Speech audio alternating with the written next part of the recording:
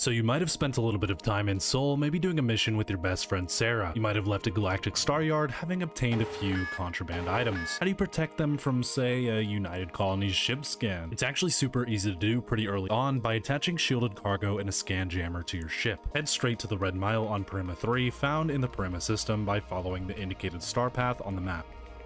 You may have to grav jump a few times. If you get caught by a faction ship scan on the way to Red Mile and you're already carrying contraband items, you'll have to immediately open your map and warp to the next system on your route. Doing this will gain you a bounty with that system's faction, but also ensures an easy escape from them. At the end of the video, I'll show you the best way to clear this bounty without getting arrested or being forced to give up your contraband. Once you've landed at the spaceport of the Red Mile, exit your ship and head through the front door.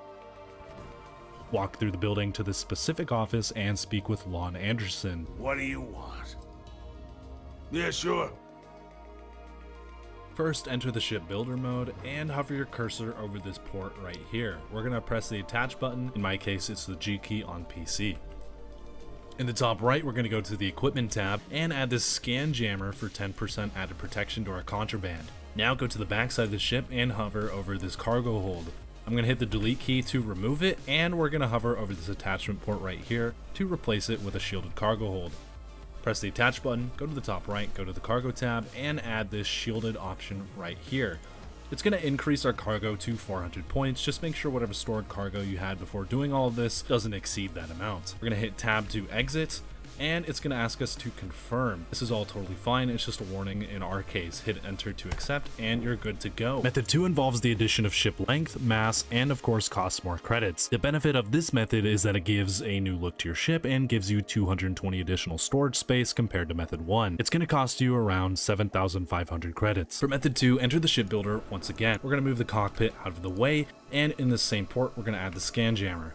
Press the G attach button, go to the top right, go to the equipment tab, and add the scan jammer. If you look at the bottom here, there's also 2 attachment ports where you could place the scan jammer instead, as well as underneath the cockpit right there. We're going to add the hab now to extend the ship and add more connections. Right here, press the attach key G, go to the top right, and we're going to go to the habs tab. Right here on the habs, I prefer the one all the way down here, the Tayo Companionway 1x1 mid. I'm going to add it because it has a lot of connection ports and it's short. We're going to put the cockpit back in place now since we purchased it. It looks a little bit long-necked and ugly on our ship, so we're going to move the landing gear forward by pressing the space button. Go to the other side and do the same with this landing gear.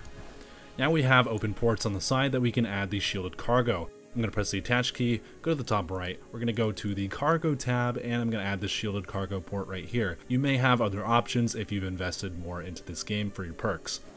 Boom, we have the shielded cargo in place. Now we can maneuver the ship around if we want to change its appearance slightly. I'm going to move these guns and the scan jammer thing right up to the front of the ship right there. And in the middle, I'm going to add a structural cosmetic piece. Go to the structural tab, and I prefer this HopeTech radiator or these pipes. In this case, I'm going to use the radiator, and we're going to make our ship look pretty solid with the added length. The only downsides to this method, of course, is -1 light year in the jump range, added mass, but we get 220 additional cargo as I mentioned earlier. So we're up here in space ready to jump, but before we do, we want to store our contraband in our safe shielded containers. Go to your regular ship cargo interface here and make sure you hit the transfer option to pull up this menu.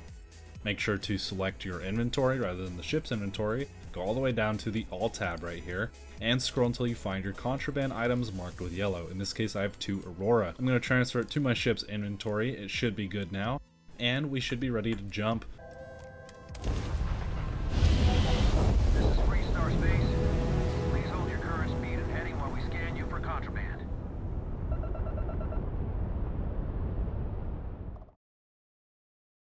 Be advised, you have been identified as a known criminal.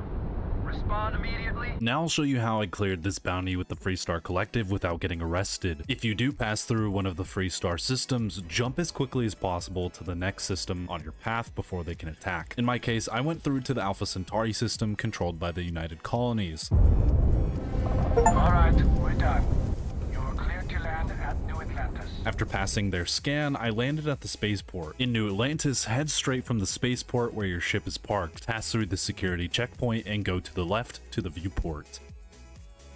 Head on inside to the back left side where you'll find these 2 kiosks, and go to the Bounty Trackers Alliance kiosk to clear your bounty. That's literally it. Just make sure not to get caught.